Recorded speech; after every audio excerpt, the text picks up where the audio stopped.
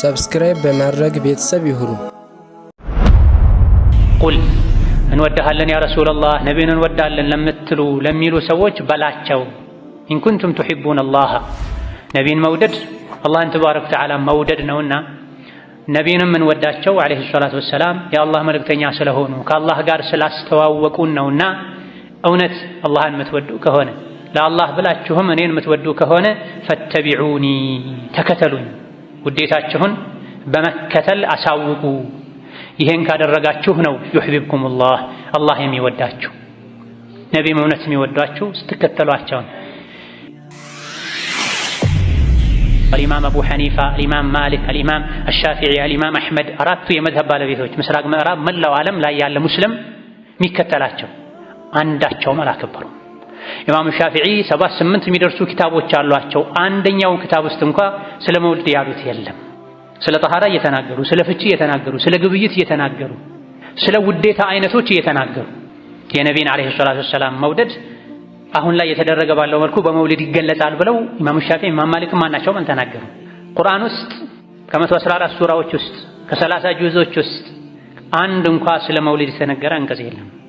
የሱረቱ ዩነስን አንቀጽ ቁል ቢፈድሊላሂ ወቢረሕመቲሂ ፈቢዛሊከ ፈልየፍረሑ የሚለውን በአላህ ረሕመት በአላህ እዝነት ይደሰቱ የሚለውን መውሊድ ነው ብለው የፈሰሩ ሰዎች አሉ። ግን ሰሓቦችም አይደለም እንደዚህ የፈሰሩት፣ ታቢዕዮችም አይደለም እንደዚህ የፈሰሩት። ሰሓቦች ታቢዕዮች ምን ብለው ፈሰሩት ብለን እና አቡ ሰዒድን አብዱላህ ብን ዓባስን ሌሎችን ብንጠይቅ በቁርአን በኢስላም በነቢይ መላክ ተደሰቱ ብለዋል። ግን ቁርአኑን ፈስረው ሲያበቁ በተግባር መሬት አውርደው ግን ረቢዑል አወልን ጠብቀው አሁን ላይ የተደረገ ባለው መልኩ አልነበረም አንቀጹን የተረዱትም የተረጎሙትም ቁርአን በመውረዱ የቁርአን ተከታይ በመሆንህ ተደሰት ማለት ነው ብሎ አብዱላህ ብን ዓባስ ፈስረውታል። አቡ ሰዒድ አልኹድሪም እንደዚሁ። የሶሓቦችን ተፍሲር ትተንኛ የመሰለንን አፈሳሰር ከፈሰርነው ነገሩ ይበላሻል። ቁርአን ሁሉም እንደፈለገ እንዲተረጉሙ አይደለም የወረደው። ሶሓቦች በተረዱት መልኩ ልንረዳው ይገባል። ካልሆነ ቁርአኑ በሶሓቦች ዘመን በነቢ ዘመን አልተሟላም ማለት። ቁርአን ውስጥ አንድ መውሊድ አክብሩ የሚል አንቀጽ የለም።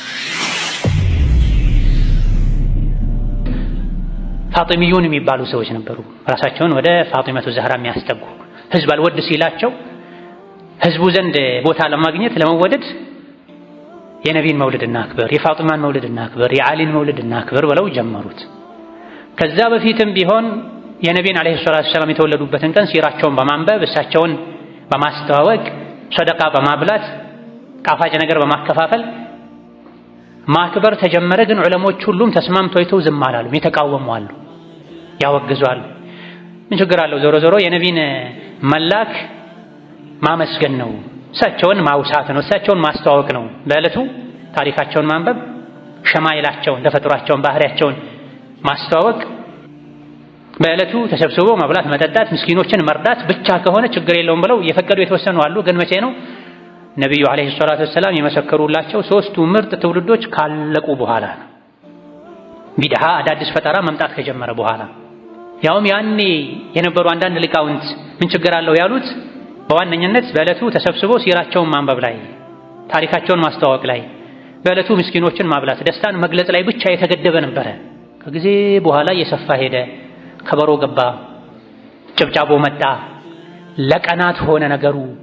ኢስራፍ ውስጥ ገባ። ወንድና ሴት መቀላቀል ተጀመረ። ፖለቲካ ገባበት።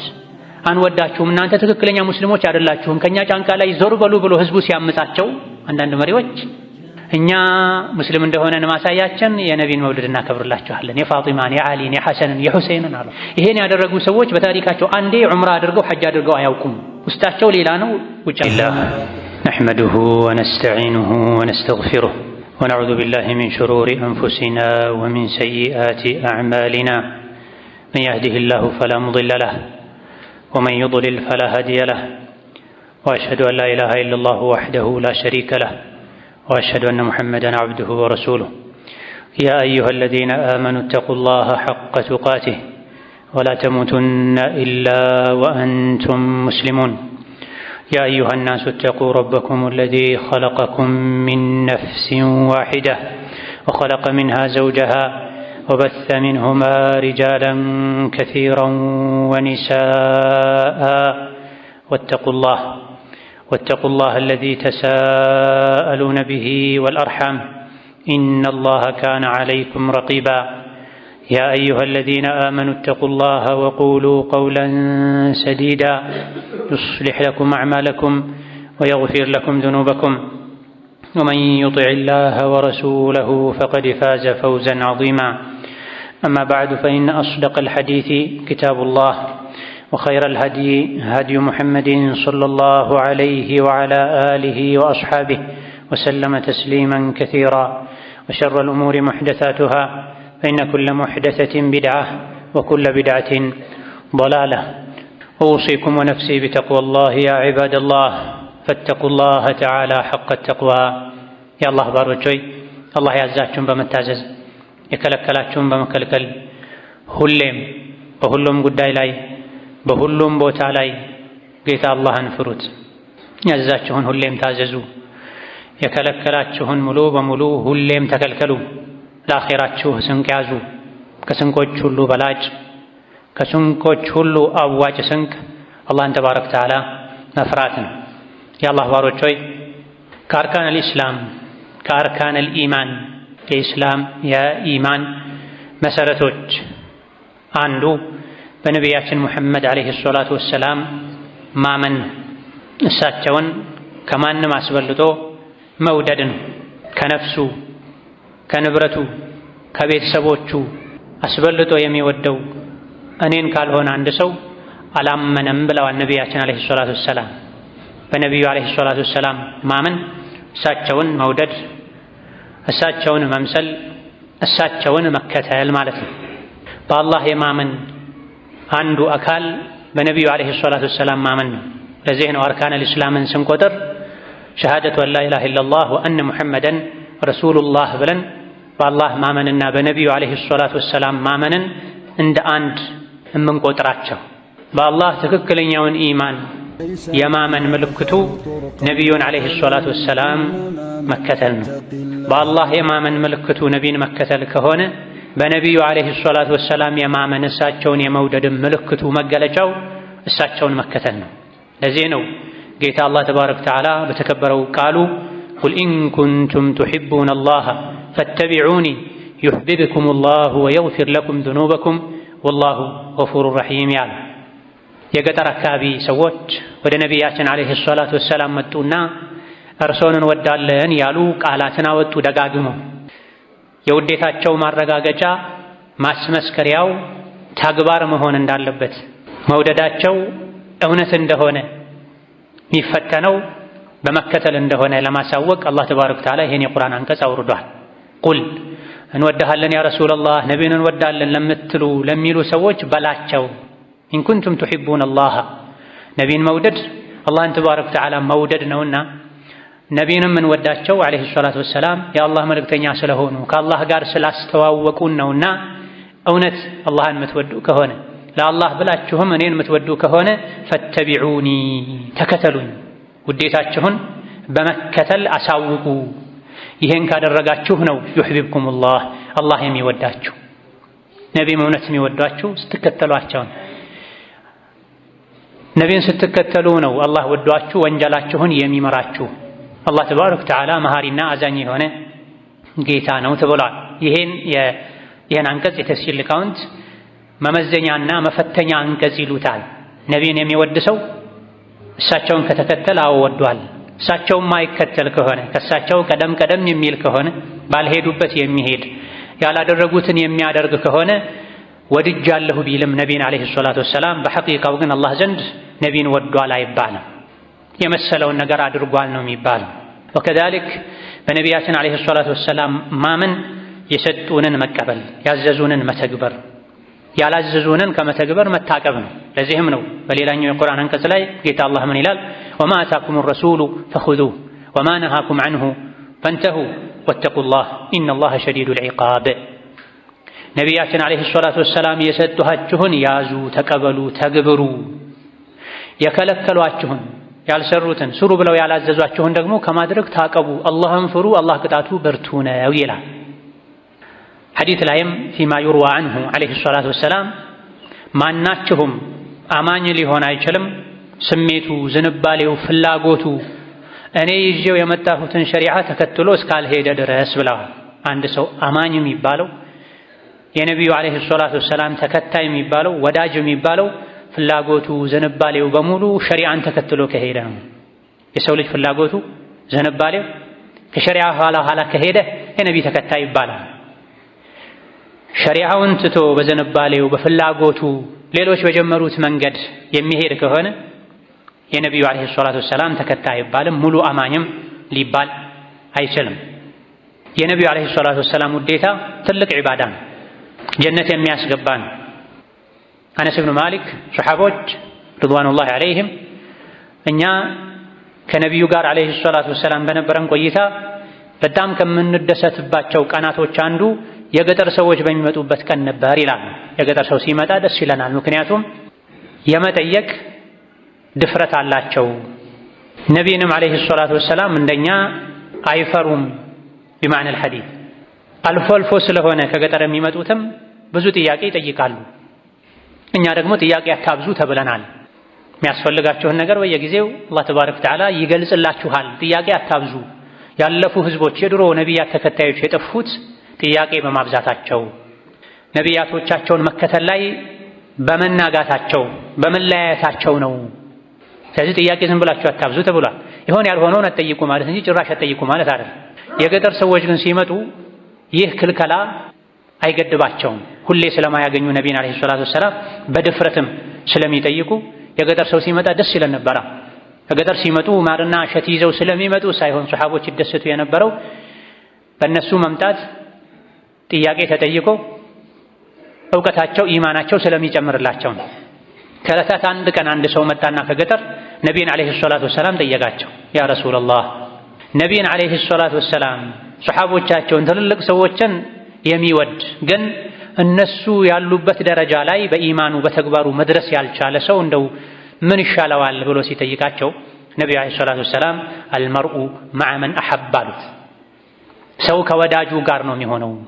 በስራ እዚያ ደረጃ ባይደርስም ከልቡ አንድ ሰው ነቢይን ከወደደ ሰሓቦችን ከወደደ ሌሎች ነቢያትን ከወደደ እነሱን ለመምሰል ከጣረ ሁሉንም ስራ ልክ እንደነሱ አሟልቶ ባይሰራም ዋናው ጉዳይ ልብ ላይ መውደዱና መመኘቱ እዚያ ለመድረስ መጣሩ ነውና ሰው ከወዳጁ ጋር ነው የሚሆነው ብለው መለሱ ነብዩ ሰለላሁ ዐለይሂ ወሰለም። እንደዚህ ቀን የተደሰትኩበት ቀን የለም አሉ አነስ ብኑ ማሊክ። ምክንያቱም እኔ ነቢይን ወዳለሁ፣ አቡበክርን ወዳለሁ፣ ዑመርን ወዳለሁ፣ ነገ ቅያማ ቀን ከነሱ ጋር ነውና መሆነው በዚህ መልስ መሰረት በጣም ደስ ብሎኛል። ስለዚህ ነቢያችንን ዓለይሂ ሰላቱ ወሰላም መውደድ ትልቅ ዒባዳ ነው። ልክ እንደ ሶላት፣ ልክ እንደ ሐጅ፣ እንደ ጂሃድ ኢላ ገይሪ ዛሊክ። ይህ ከሆነ ደግሞ ዒባዳ ከሆነ ደግሞ የዒባዳ አፈጻጸም አለው። ዒባዳን ማንም ከመሬት የተነሳ ብድግ ብሎ እንደፈለገ መተግበር አይችልም። አፈጻጸም አለው፣ ገደብ አለው፣ ቁጥር አለው፣ መገለጫ አለው፣ አኳኋን አለው።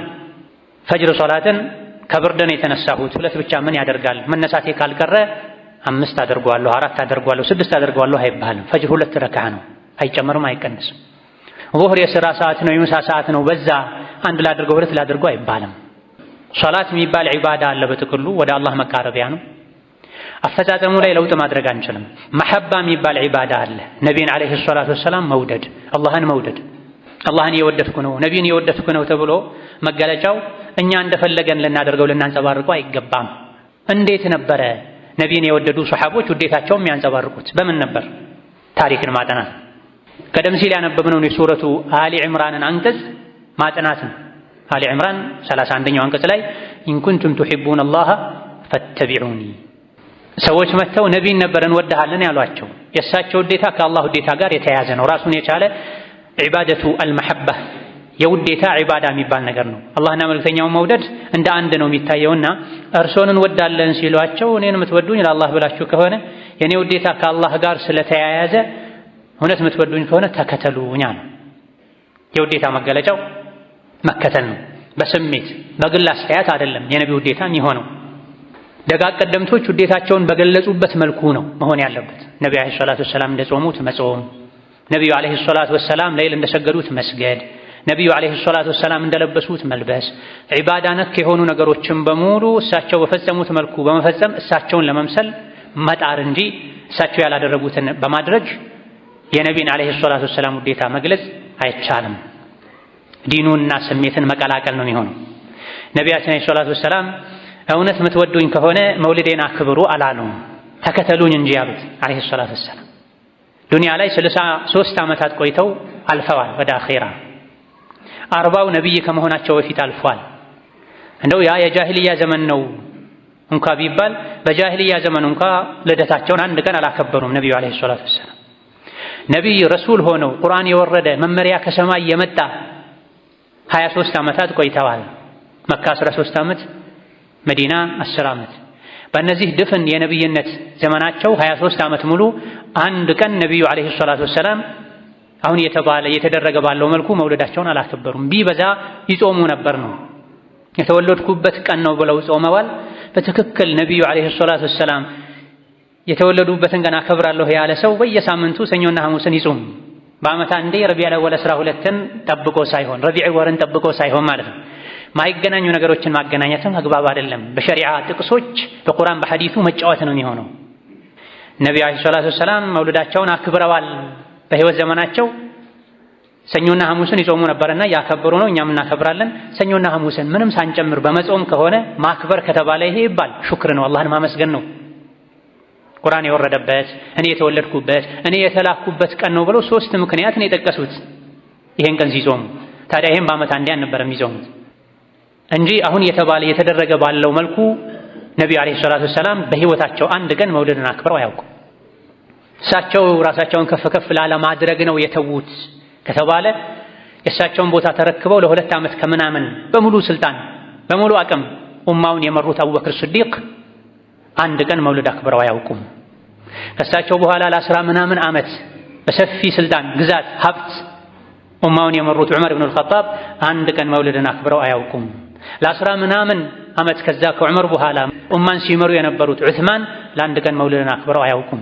ከዛ በኋላ ለ5 ለ6 ዓመታት ገደማ ኡማውን የመሩት ዓሊ ብን አቢ ጣሊብ የነቢዩ ዓለይሂ ሰላቱ ወሰላም ወንድም በሏቸው፣ ያጎት ልጅ በሏቸው፣ የሴት ልጃቸው የፋጢማ የውዳቸው ባለቤት የሆኑት ያጎታቸው ልጅ የሆኑት ከኔ በኋላ ነቢይ የለም እንጂ አንተ ለኔ ልክ እንደ ሃሩን ለሙሳ ነህ ያሏቸው ዘመዳቸው ዓሊ ብን አቢ ጣሊብ ኡማውን የመሩ አንድ ቀን መውለድን አክብረው አያውቁም። አንድ ሶሐባ ስለ መውለድ ያለው ነገር የለም። አክብሩ ብሎ የተናገረ አክብር ያለው የተባለ የለም። ነቢን የወዱ ያከብሩ የነበሩ ባለቤቶቻቸው ነቢዩ ሲሞቱ 9 የትዳር አጋሮችን ዱንያ ላይ ትተው ሄደዋል። ሰደቃ የሚወዱ ነበሩ ከነሱ ውስጥም ከሚስቶቻቸው ውስጥ ኸይርን የሚወዱ ለኸይር የሚሽቀዳደሙ ነበሩ። ያገኙትን ገቢ በአንድ ቀን ከግምጃ ቤት የሚመደብላቸውን ስጦታ ሙሉ ለምስኪን የሚሰጡ ነበሩ። አቅም አጥሯቸው አይደለም፣ ወይም ደግሞ ውዴታ ጎድሏቸው አይደለም። የነቢይ ልጆችም የልጅ ልጆችም አጎቶችም አባስ ነበረ የነቢዩ ዓለይሂ ሰላቱ ወሰላም አጎታቸው። እጅጉኑ የሚያከብራቸው ሰው ማናቸውም አላከበሩም። ውድ ባለቤታቸው ማንን ነው የምትወደው ተብለው ሲጠየቁ አይሻን ብለው እንደሳቸው የሚወዱት ሰው እንዳልነበረ የተነገረላቸው ባለቤታቸው አይሻ አላከበሩም። አቅም አልነበራቸውም፣ ሀብት ነበራቸው። አይሻ በየጊዜው ከግምጃ ቤት የሚመደብላቸው ገንዘብ ነበረ፣ ለሰደቃ ይሰጡት ነው። ከዛ በኋላም ከሰሐቦች በኋላም የነበሩ ትውልዶች አላከበሩም። ስለማክበርም የተናገሩት ነገር የለም፣ አይታወቅም። በዛ ጊዜ ማክበር በመስገድ በመጾም ሱናቸውን በመከተል እንጂ አሁን ላይ እየተደረገ ባለው መልኩ አልነበረም። ከዛ በኋላ የዲን መሪዎች አሉ። አልኢማም አቡ ሐኒፋ፣ አልኢማም ማሊክ፣ አልኢማም አሻፊዒ፣ አልኢማም አሕመድ፣ 4ቱ የመዝሀብ ባለቤቶች ምስራቅ ምዕራብ መላው ዓለም ላይ ያለ ሙስሊም የሚከተላቸው አንዳቸውም አላከበሩም። ኢማም ሻፊዒ 7-8 የሚደርሱ ኪታቦች አሏቸው። አንደኛው ኪታብ ውስጥ እንኳ ስለ መውሊድ ያሉት የለም። ስለ ጠሃራ እየተናገሩ፣ ስለ ፍቺ እየተናገሩ፣ ስለ ግብይት እየተናገሩ፣ ስለ ውዴታ አይነቶች እየተናገሩ የነቢን ዓለይሂ ሰላቱ ወሰላም መውደድ አሁን ላይ የተደረገ ባለው መልኩ በመውሊድ ይገለጻል ብለው ኢማም ሻፊዒ ኢማም ማሊክ ማናቸውም አልተናገሩም። ቁርአን ውስጥ ከ114 ሱራዎች ውስጥ ከ30 ጁዞች ውስጥ አንድ እንኳ ስለ መውሊድ የተነገረ አንቀጽ የለም። የሱረቱ ዩኑስን አንቀጽ ቁል ቢፈድሊላሂ ወቢረሕመቲሂ ፈቢዛሊከ ፈልየፍረሑ የሚለውን በአላህ ረሕመት በአላህ እዝነት ይደሰቱ የሚለውን መውሊድ ነው ብለው የፈሰሩ ሰዎች አሉ። ግን ሰሓቦችም አይደለም እንደዚህ የፈሰሩት፣ ታቢዕዮችም አይደለም እንደዚህ የፈሰሩት። ሰሓቦች ታቢዕዮች ምን ብለው ፈሰሩት ብለን እና አቡ ሰዒድን አብዱላህ ብን ዓባስን ሌሎችን ብንጠይቅ በቁርአን በኢስላም በነቢይ መላክ ተደሰቱ ብለዋል። ግን ቁርአኑን ፈስረው ሲያበቁ በተግባር መሬት አውርደው ግን ረቢዑል አወልን ጠብቀው አሁን ላይ የተደረገ ባለው መልኩ አልነበረም አንቀጹን የተረዱትም የተረጎሙትም። ቁርአን በመውረዱ የቁርአን ተከታይ በመሆንህ ተደሰት ማለት ነው ብሎ አብዱላህ ብን አባስ ፈስረውታል። አቡ ሰዒድ አልኹድሪም እንደዚሁ። የሶሐቦችን ተፍሲር ትተንኛ የመሰለንን አፈሳሰር ከፈሰርነው ነገሩ ይበላሻል። ቁርአን ሁሉም እንደፈለገ እንዲተረጉሙ አይደለም የወረደው። ሶሐቦች በተረዱት መልኩ ልንረዳው ይገባል። ካልሆነ ቁርአኑ በሶሐቦች ዘመን በነቢ ዘመን አልተሟላም ማለት። ቁርአን ውስጥ አንድ መውሊድ አክብሩ የሚል አንቀጽ የለም። አለ ብለው ሰዎች የሚያቀርቡትም እነሱ በመሰላቸው መልኩ ተርጉመውትና ተረተውት ነው። ሶሐቦች እንደዛ አልተረዱትም። ካልሆነ ሶሐቦች አዳራ በልተዋል ማለት ነው፣ አጉድለዋል ማለት ነው። ሐዲስም በብዙ መቶዎች በሺዎች የሚቆጠሩ ሐዲሶች አሉ። አንድ ሐዲስ ሶሒህም ይሁን ደዒፍ የለም፣ የሶሐባ ንግግር የለም። ፊቅህ በየደረጃው ተቀርቷል፣ ቀርተናል፣ አስቀርተናል። ሀገራችን ላይ ይታወቃል። ሰፊና ይገለጥ፣ አቢ ሹጃዕ ይገለጥ፣ ባፈድል ይገለጥ፣ ዑምዳ ይገለጥ፣ ሚንሃጅ ይገለጥ፣ ፈትሑል ጀዋድ ይገለጥ፣ ፈትሑል ወሃብ ይገለጥ። መውሊድ የሚል ፉቅሃዎችን አላስተማሩ ነው። ከኪታቡ ጧሃራ እስከ ኪታቡል ኢቅራር ድረስ ጥቃቅን ነገሮች ሁሉ ሳይቀሩ ፊቅህ ላይ በየመስጂዱ እየተቀራ መውሊድ ለምን ተዘለለ? የዲን አካል ቢሆን የነቢዩ ዓለይሂ ሰላቱ ወሰላም ውዴታ አካል ቢሆን ዱባ የሚበሉ ሰሐቦች ነበሩ። ዱባን ተከታትለው ሱፍራ ላይ ከቀረበ ሰሃን ላይ ከቀረበ ዱባ ባለበት ሁሉ ይሄዱ ይበላሉ። ለምን ሲሏቸው ነቢዩ ዓለይሂ ሰላቱ ወሰላም ዱባ ይወዱ ስለነበር አሉ። መንገድ ላይ ሲሄዱ የሆነ ቦታ ላይ ሲደርሱ አንገታቸውን ደፍተው ዝቅ ብለው ያልፉ ነበር።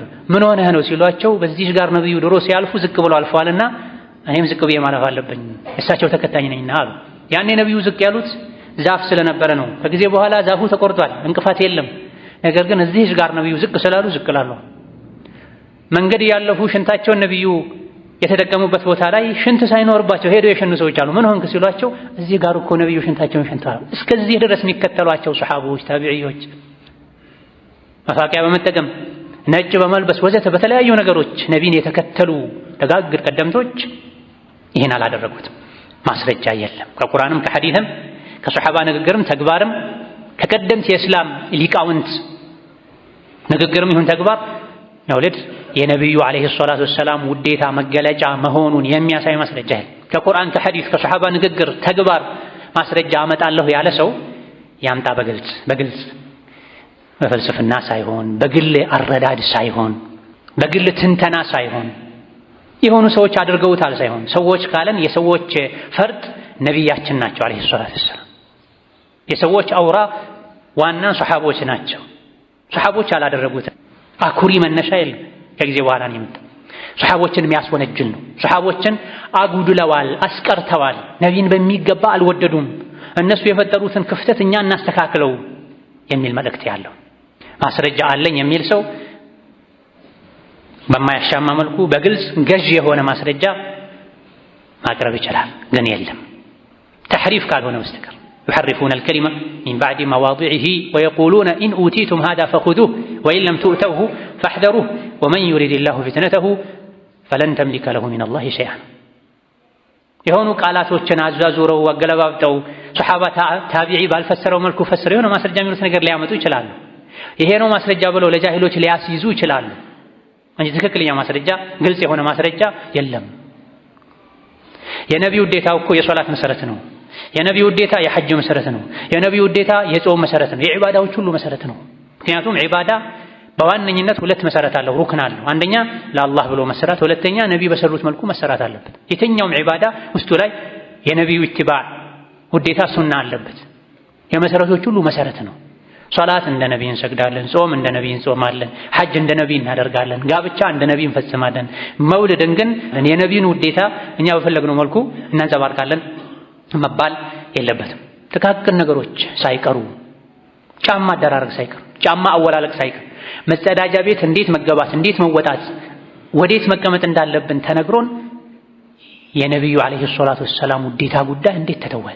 በበቂ መልኩ ተገልጾ ቢሆን እንጂ በሰሐቦች ዘመን ሕይወታቸውን ንብረታቸውን ለዲን አሳልፎ በሰጡ ሰሐቦች ጊዜ ተተግብሮ አልቋል። ያላለቀ ነገር ቢኖር ኖሮ መጸዳጃ ቤት ላይ ወደ ቂብላ አትዙሩ፣ ጀርባችሁን ፊታችሁን ወደ ካዕባ አታዙሩ፣ ስትገቡ በግራ እግራችሁ ግቡ፣ ስትወጡ በቀኝ ውጡ፣ እንዲህ በሉ፣ እንዲህ አድርጉ ወዘተ ተብለን የነቢ መሐባ ዓለይሂ ሰላቱ ወሰላም ጉዳይ እንደፈለጋችሁ ተረዱት አንባልም ነበር። ምክንያቱም ትልቅ ጉዳይ ነው።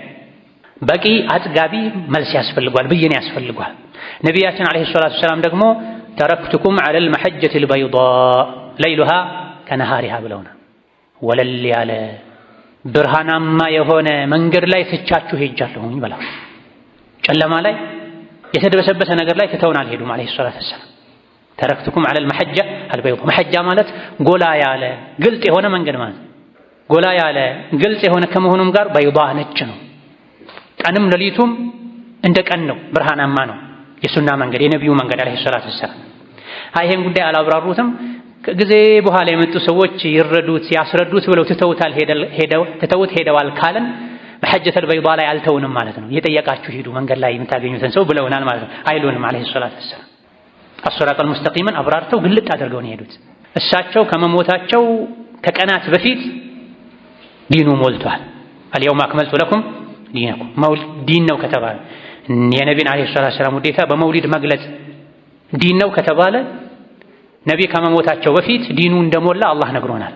ዛሬ ዲኑን ሞላሁላችሁ ብሎ በማይሻረው ቃሉ በአላህ ቃል የነቢን አለይሂ ሰላቱ ወሰላም ውዴታ የዲን አካል ካደረግነው ይሄ አንቀጽ ከመውረዱ በፊት ወይም ከወረደ በኋላ እንኳ በሰሐቦች ዘመን መኖር ነበረበት በማያሻማ መልኩ። ምንም የቀረ ነገር የለም። ሁሉ ነገር ተብራርቷል። ነቢዩ አለይሂ ሰላቱ ወሰላም ምን ምግብ ይወዱ እንደነበረ፣ ምን አይነት መጠጥ ይወዱ እንደነበረ፣ ምን አይነት ልብስ ይወዱ እንደነበረ፣ ፀጉራቸውን እንዴት ያበጥሩ እንደነበረ፣ ስንት ሽበት እንደነበረ ሰውነታቸው ላይ፣ ስንት አይነት ፈረስ እንደነበራቸው፣ ግመል እንደነበራቸው፣ በቅሎ እንደነበራቸው ተነግሮናል። እንደሳቸው ህይወት ምድርን ከረገጡ ሰዎች ታሪኩ ግልጽ የሆነ ማንም የለም። የሰዎች ታሪክ ከአደም ጀምሮ እስከ መጨረሻ እስካሁን ድረስ የሰው ታሪክ ይጠና ቢባል እንደ ነቢዩ ሙሐመድ አለይሂ ሰላቱ ወሰላም ታሪኩ ግልጽ የሆነ ማንም የለም። የሚወዱት ምግብ፣ የሚወዱት አስተኛኘት፣ እንዴት የተኙ እንደነበር ኡሙ ሰለማ ባለቤቶቻቸው ተናግሯል። ወጥቷል። ይሄ ሰርጋቸው ምን ይመስል እንደነበረ ተነግሯል። የነቢዩ አለይሂ ሰላቱ ወሰላም መውሊድ ጉዳይ ከጋብቻ በታች ነው እንዴ? ከግርዛት በታች ነው እንዴ? ከዘመቻ በታች ነው እንዴ? ከሁሉ በላይ እኮ ነው። የግርዛት ስነ ስርዓት ተነግሮ በሳቸው እንደበት አለይሂ ሰላቱ ወሰላም የሰርግ ስነ ስርዓት ተነግሮ ጥሎሽ፣ ማህር፣ ምስክር ሳይቀር ስነ ስርዓቱ ተነግሮ ትልቁ የኢማን መሰረት የሆነው የነቢዩ ውዴታ ጉዳይ እንዴት ተተወ? እንዴት ተዘለለ? እንዴት ለኛ እንደፈለጋችሁ ያድርጉት ተባለን? ማሰብ ብቻ ነው የሚያስፈልግ። ለቀብሩ ለአኼራው የሚጨነቅ ሰው ቆም ብሎ ሊያስብ ይገባል። ታዲያ ከየት መጣ መውሊድ? በትክክል መቼ ማን እንደጀመረው በግልጽ አይታወቅም። መውሊድ ከየት መጣ ታዲያ? እንዴት ኡማ ውስጥ ገባ? ከጊዜ በኋላ መምጣቱ ላይ ሁሉም ይስማማል። በነቢዩ ዘመን ወላሂ አልነበረም። በሰሐቦች ዘመን ወላሂ አልነበረም። በታቢዕዮች ዘመን ወላሂ አልነበረም። ወላሂ የሚለውን አውቄ ነው ፈልጌ ነው ደጋግመው። ምክንያቱም መልእክትን ለማክበድ ወላሂ ማለት እንደሚቻል እንደሚያስፈልግ ቁርአን ላይ ተነግሮናል። ቁል ኢ ወረቢ ኢነሁ ለሐቅ ዘዐመ አለዚነ ከፈሩ አን ለን ዩብዐሱ ቁል በላ ወረቢ ለቱብዐሱና። በታቢዕዮች ዘመን አልነበረም። በኢማሙ ማሊክ፣ በኢማሙ ሻፊዒ፣ በኢማማችን ዘመን አልነበረም። ሶስተኛው ክፍለ ዘመን እስኪጠናቀቅ ድረስ ምርጡ ትውልድ የነበረበት እስከዛ መውሊድ አልነበረም። አይታወቅም ነው እየታወቀን የደበቁት። ይሄ ከባድ ጥርጣሬ ነው። ሰሐቦችን በውሸት መጠርጠር ነው፣ በማጭበርበር መጠርጠር ነው። ከየት መጣ ታዲያ? ማን ጀመረው? መች ተጀመረ? በትክክል አይታወቅም። አብዛኞቹ ሊቃውንት እንደሚሉት ፋጢሚዩን የሚባሉ ሰዎች ነበሩ። ራሳቸውን ወደ ፋጢመቱ ዘህራ የሚያስጠጉ ህዝብ አልወድ ሲላቸው ህዝቡ ዘንድ ቦታ ለማግኘት ለመወደድ የነቢን መውሊድ እናክብር፣ የፋጢማን መውሊድ እናክብር፣ የዓሊን መውሊድ እናክብር ብለው ጀመሩት። ከዛ በፊትም ቢሆን የነቢን አለይሂ ሰላቱ ወሰላም የተወለዱበትን ቀን ሲራቸውን በማንበብ እሳቸውን በማስተዋወቅ ሰደቃ በማብላት ጣፋጭ ነገር በማከፋፈል ማክበር ተጀመረ። ግን ዑለሞች ሁሉም ተስማምተው ዝም አላሉም። የተቃወሙ አሉ፣ ያወግዙ አሉ። ምን ችግር አለው? ዞሮ ዞሮ የነቢን መላክ ማመስገን ነው፣ እሳቸውን ማውሳት ነው፣ እሳቸውን ማስተዋወቅ ነው። በዕለቱ ታሪካቸውን ማንበብ፣ ሸማይላቸውን፣ ተፈጥሯቸውን፣ ባህሪያቸውን ማስተዋወቅ፣ በዕለቱ ተሰብስቦ መብላት፣ መጠጣት፣ ምስኪኖችን መርዳት ብቻ ከሆነ ችግር የለውም ብለው የፈቀዱ የተወሰኑ አሉ። ግን መቼ ነው? ነቢዩ አለይሂ ሰላቱ ወሰላም የመሰከሩላቸው ሦስቱ ምርጥ ትውልዶች ካለቁ በኋላ ነው። ቢድዓ አዳዲስ ፈጠራ መምጣት ከጀመረ በኋላ ያውም ያኔ የነበሩ አንዳንድ ሊቃውንት ምን ችግር አለው ያሉት በዋነኝነት በዕለቱ ተሰብስቦ ሲራቸውን ማንበብ ላይ፣ ታሪካቸውን ማስተዋወቅ ላይ፣ በዕለቱ ምስኪኖችን ማብላት፣ ደስታን መግለጽ ላይ ብቻ የተገደበ ነበረ። ከጊዜ በኋላ እየሰፋ ሄደ። ከበሮ ገባ፣ ጭብጫቦ መጣ፣ ለቀናት ሆነ ነገሩ፣ ኢስራፍ ውስጥ ገባ፣ ወንድና ሴት መቀላቀል ተጀመረ፣ ፖለቲካ ገባበት። አንወዳችሁም፣ እናንተ ትክክለኛ ሙስሊሞች አይደላችሁም፣ ከኛ ጫንቃ ላይ ዞር በሉ ብሎ ህዝቡ ሲያምጻቸው አንዳንድ መሪዎች እኛ ሙስሊም እንደሆነን ማሳያችን የነቢን መውሊድ እናከብርላችኋለን፣ የፋጢማን፣ የዓሊን፣ የሐሰንን፣ የሁሴንን አሉ። ይሄን ያደረጉ ሰዎች በታሪካቸው አንዴ ዑምራ አድርገው ሐጅ አድርገው አያውቁም። ውስጣቸው ሌላ ነው፣ ውጫቸው ሌላ ነው። ከጊዜ በኋላ ደግሞ ወደ አኺር ዘመን በተጠጋም ቁጥር ነገሩ እየሰፋ ሄደ። ስሜትና እምነት ተቀላቀለ። መውደድና ማመጽ ተደባለቀ። ስንትና ስንት ጥፋት የሚያጠፉ ሰዎች፣ ከእስላም ያራቁ ሰዎች የዓመት ረቢዕ አወልን ጠብቀው መስጂድ ገብተው ጨፍረው አስጨፍረው የሙዚቃ መሳሪያ መስጂድ አስገብተው የነቢ መውሊድ ነው ይላሉ። የተከበረው ስጁድ ሩኩዕ የሚደረግበት ቁርአን የሚቀራበት በአደብ ዒልም የሚነገርበት መስጂድ የጭፈራ ቦታ ሆነ። የተከበረው ቁርአን ሐዲስ የሚነገሩበት ሚንበር ላይ ሁሉ ተወጥቶ መጨፈር ተጀመረ። ቀልብ የሚያደርቅ የሙዚቃ መሳሪያ ክራር፣ ጊታር፣ ክላሲካ ተጨምሮ ድቤ ተጨምሮ የነቢ ውዴታ በዚህ መልኩ ሆነ። በይነማ ታሪክ ላይ እንደሚነገረው ከነቢ ሰሐቦች ሪድዋኑላሂ ዐለይሂም ውስጥ አንድ ሰው እንኳ እጁን የሚያጨበጭብና ድቤ የሚመታ አልነበረም። ነበር ያለ ሰው ማምጣት ነው በሰነድ። ኢስላም የሚለየው በማስረጃ ነው። ማስረጃ የለም። ከነቢ ሰሐቦች መሃል አንድ ሰሐባ ድቤ የሚመታ ነበር፣ እጁን የሚያጨበጭብ ነበር የለም። ማጨብጨብ የሴቶች ነው ነቢ ያሉት ዐለይሂ ሰላቱ ወሰላም። ከበሮ ነገር መምታት የተፈቀደው አንድ አጋጣሚ ላይ ነው፣ ሰርግ ላይ ለሴቶች፣ ዒድም ላይ ተፈቅዷል። አንዳንድ ኺላፍ ያለባቸው አሉ። መውሊድን ጠብቆ ለወንድም ይሁን ለሴት ከበሮ መምታት በነቢዩ ሰሐቦች ዘመን አይታወቅም። ያደገ ሄዶ ተሰውፍ የሚባለው አስተሳሰብ ውስጡ ላይ ጭፈራ ስላለ ጭፈራ የሚለው ቃል እንጂ ሌላ ረቅሱ የሚለውን የሚደረገውን ነገር ይሄ ቃል ስለሚገልጸው ነው። ሁለቱ ተቀላቀለ። ወመታ ካነት ዒባደቱን ቢመላሂ ትልቅ ጥያቄ ነው። ከመቼ ጀምሮ ነው ዒባዳ በጭፈራ የሆነው? ዒባዳ በሙዚቃ መሳሪያ የሆነው? ያ ዐብደላህ ወያ አመተላህ፣ ዒባዳና የሙዚቃ መሳሪያ እንዴት አብሮ ይሄዳል? ዒባዳና መጨፈር መዝለል እንዴት አብሮ ይሄዳል? ዒባዳው እኮ ዙል ነው፣ ሰኪና ነው፣ ኹዱዕ ነው፣ ኢንኪሳር ነው። ዒባዳ ከሆነ ወደ አላህ መቃረብ ከሆነ የተፈለገበት ዝቅ ማለት፣ ስብር ማለት፣ መተናነስ፣ መፍራት ነው ዒባዳ እንጂ ጭፈራና ዒባዳ እንዴት ይሄዳል? ይሄ የኢብኑል ቀይም ጥያቄ ነው። ፈመታ ካነት ዒባደቱን ቢመላሂ፣ ከመቼ ጀምሮ ነው ዒባዳ በጭፈራ የሆነው? ከመቼ ጀምሮ ነው ዒባዳ በሙዚቃ በዘፈን የሆነው? የዘፈን መሳሪያን የከለከሉትን ነቢን ዓለይሂ ሰላቱ ወሰላም ከዘፈን መሳሪያ ጋር እንዴት ነው የምናያይዛቸው? መንዙማ የሚባለው ነገር ዛሬ ዘፈን ሆኗል። ከስሜት ልንወጣ ይገባናል። ስንትና ስንት ሱና አለ፣ ስንትና ስንት ዒባዳ አለ። ሙስሊሞች ሆይ ራቃችሁኝ እኮ ያሉ የሚጠሩ ዒባዳዎች አሉ አይደል? ሙስሊሞች ሆይ ለማን ተዋችሁኝ ለምን ተዋችሁኝ ያሉ የሚጠሩ ሱናዎች አሉ አይደል? ያን ሁሉ ሱና እርግፍ አድርገን ትተን በዓመት አንዴ ከነቢዩ ሱና የራቀ ህዝብ ተሰብስቦ ያው መስጂድ ላይ መጨፈር፣ በሙዚቃ መሳሪያ የታጀበ ዘፈን ማቅረብ፣ ያው በሰላዋት ስም ያው በመውሊድ ስም ወላሂ የሚያሳፍር ነው። ወላሂ የሚያሳዝን ነው። የአላህን በላ ቁጣ ሊያመጣ የሚችል ነው። የመስጂድን ክብር የሚንቅ ነው። አቅም ያለው ስልጣን ያለው ይሄን ጥግ ሊያስይዝ ሊያስተካክል ይገባል። ድሮ የነበረው መውሊድና አሁን ያለው መውሊድ ፈጽሞ አይገናኝም። ይቻላል ያሉ አሉ የተባለውም ቅድም ያልነው ነው። በመውሊድ ቀን ተሰብስቦ ምስኪኖችን ማብላት፣ ደስታን መግለጽ፣ ጣፋጭ ነገሮችን ማካፈል፣ ሲራቸውን ማንበብ በቃ እንጂ ድቤ፣ ከበሮ መሰል ነገሮች ተነስቶ መጨፈር፣ መወዛወዝ ከጊዜ በኋላ የመጣ ዲኑ ላይ አዲስ ነገር ልንጨምር አይገባም። አላህ በሰጠን ልንብቃቃ ይገባናል። ወአጢዑላህ ወአጢዑ ረሱል፣ አላህን ታዘዙ፣ መልእክተኛውን ታዘዙ፣ ተጠንቀቁ፣ አታምፁ። እምቢ ካላችሁ ፈዕለሙ አነማ ዐላ ረሱሊና አልበላጉል ሙቢን፣ መልእክተኛው የማድረስ ግዴታ ብቻ ነው ያለበት። ሰው የሥራውን አላህ ዘንድ ያገኛል ተብሏል። ወሕደሩ የሚለውን ልብ ልንለው ይገባል። አላህን ታዘዙ፣ መልእክተኛውን ታዘዙ፣ ስሜታችሁን አትታዘዙ፣ ተጠንቀቁ። በተባልነው መሰረት ልንጠነቀቅ፣ ከስሜት ልንወጣ፣ በጭፍን ሰውን ከመከተል ልንርቅ፣ መሪያችንን ቁርአን ሐዲስ ልናደርግ ይገባናል። ባረከላሁ ሊ ወለኩም ፊል ቁርአኒል ዐዚም ወነፈዐኒ ወኢያኩም ቢማ ፊሂ ሚነል አያቲ ወዚክሪል ሐኪም አቁሉ ቀውሊ ሃዛ ወአስተግፊሩላህ ሊ ወለኩም ወሊሳኢሪል ሙስሊሚነ ሚን ኩሊ ዘንቢን ወኸጢአ ፈስተግፊሩሁ ኢነሁ ሁወል ገፉሩር ረሒም ወል በሩል ከሪም። الحمد لله على إحسانه والشكر له على توفيقه وامتنانه وأشهد أن لا إله إلا الله وحده لا شريك له تعظيما لشانه وأشهد أن محمدا عبده ورسوله الداعي إلى رضوانه صلى الله عليه وعلى آله وأصحابه وإخوانه وسلم تسليما كثيرا. أما بعد የመውሊድ ጉዳይ በየጊዜው ተነስቶ ኡማውን የሚያወዛግብ ጊዜ የሚወስድ ጉዳይ መሆን የለበትም። ነገር ግን አጀንዳ እየተደረገ ነው፣ ከርዕሱ እየወጣ ነው፣ መስመሩን እየሳተ ነው፣ እልህ ተቀላቅሎበታል፣ ስሜት ገብቶበታል። እውነተኛ የነቢ ወዳጅ የሆነ ሰው ነቢን ሊከተል ነው የሚገባው፣ ህይወቱን በሱናቸው መሰረት ሊመራን የሚገባው። በጣም ነውር ከሆኑ ነገሮች አንዱ የግልን ስሜት በነቢዩ ውዴታ ሽፋን ለማስኬድና ለመተግበር መሞከር ነው። አኺራ አለብኝ፣ ቀብር አለብኝ፣ የነኪር የሙንከር ጥያቄ ይጠብቀኛል የሚል ሰው ከወዲሁ ለእያንዳንዱ ውሳኔው፣ ፍርዱ፣ ዝንባሌው፣ ተግባራቱ መልስ ሊያዘጋጅ ይገባል። ሁላችንም ቀብር ስንገባ መን ረቡከ ማ ዲኑከ መን ነቢዩክ ነው የምንባል። ነቢይህ ማን ነው? ምን ይዞ መጣ እንባላለን። መውሊድ ይዞ መጣ የሚል ሰው አለ ቀብር ውስጥ ገብቶ? አበደን የለም። ስለ ነቢዩ ዓለይሂ ሰላቱ ወሰላም ስንጠየቅ ቀብር ላይ ምን ይዞ መጣ፣ አላህ የላክልህ ማንን ነው ይባላል። ምን ይዞ መጣ የሚለው ውስጥ መውሊድ ይዞ መጥቷል የሚል ሰው አለ? የለም። ይዞ የመጣውን ነገር ተከተልክ ወይ ተገበርክ ወይ እንባላል። ነቢይህ ይዞልህ ያልመጣውን ለም ተገበርክ መባላችንም አይቀርም። ሱሕቀን ሱሕቃ ቡዕደን ቡዕዳ ይላሉ ነቢዩ ሰለላሁ ዐለይሂ ወሰለም። እሳቸው ያልሰሩትን እሳቸው ካለፉ በኋላ የሰራ ሰው የቅያም ቀን ወደ እሳቸው ሐውዱ ሊጠጣ ሲሄድ መላኢኮች ይመልሱታል።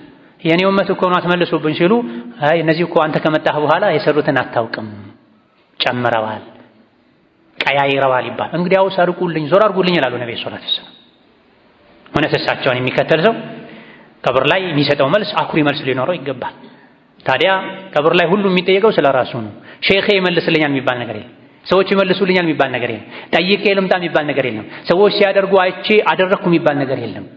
ሃ ላ አድሪ እኔ አላውቅም፣ ሰዎች ሲሉ አይቼ አልኩኝ፣ ሰዎች ሲያደርጉ አይቼ አደረግኩኝ አይዋጣም። ላ ደረይተ ወላ ተለይተ። አንተ ማን ሰውን ተከተላለ? ማንበብ ነበረብህ፣ ሙሉ የሆነውን ሸሪዓ መከተል ነበረብህ መባላችን አይቀርም።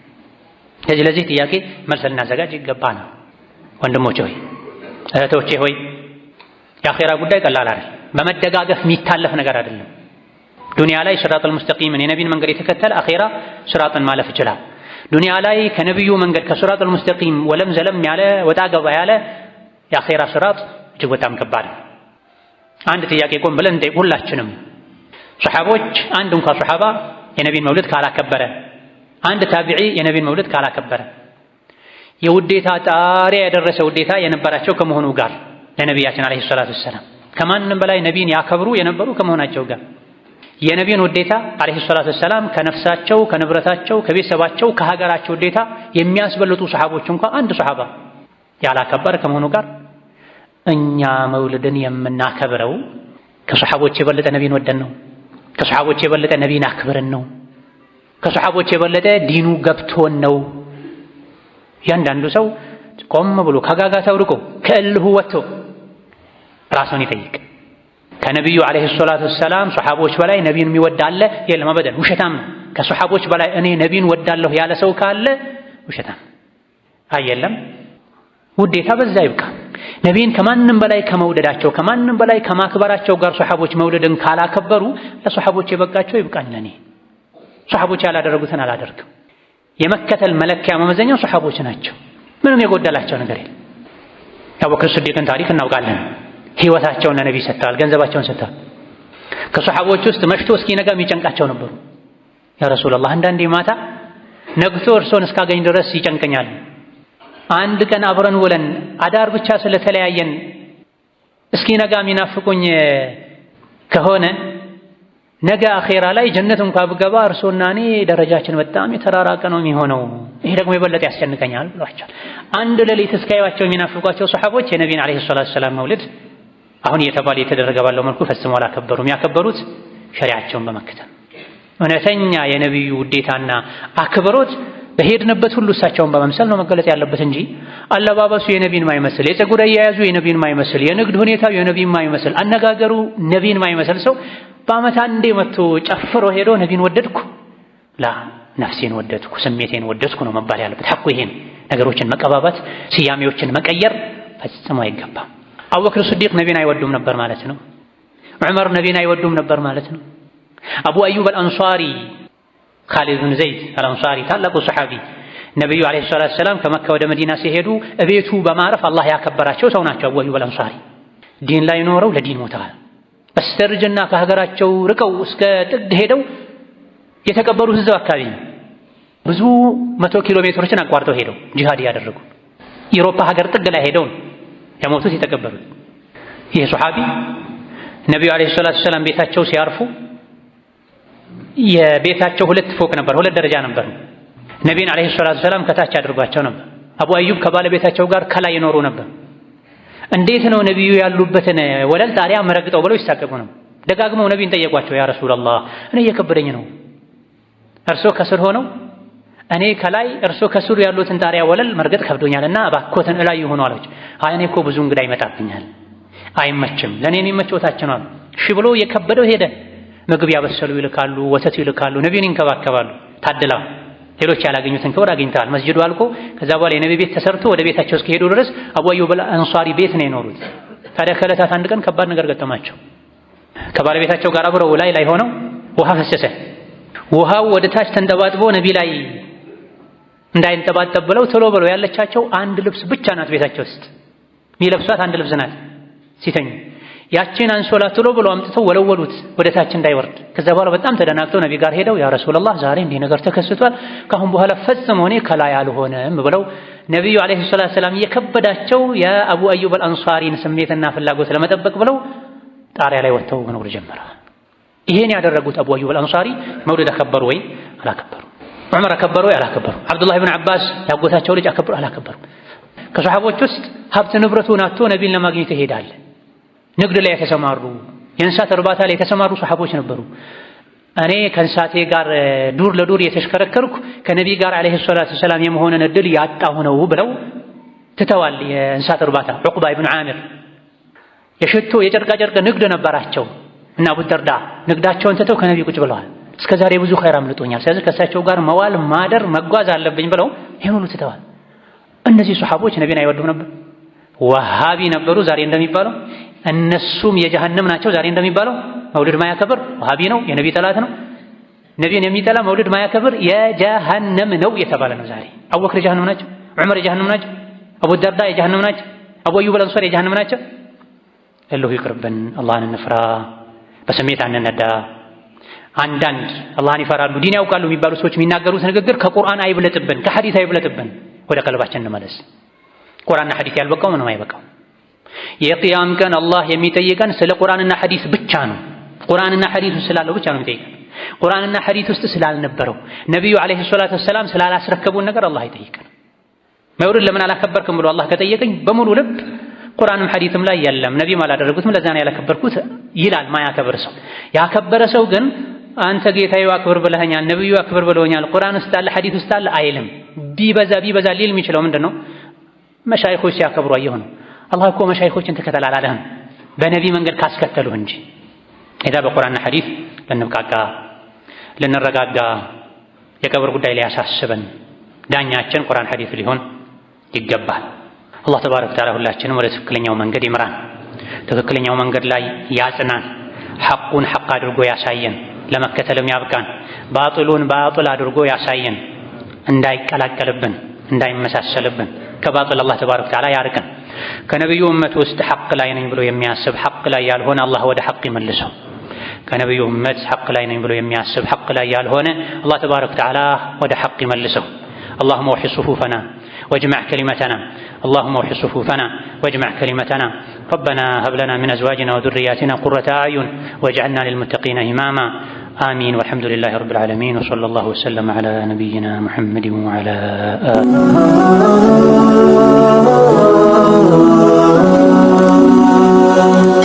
سبسكرايب بمرق بيتساب يهرو.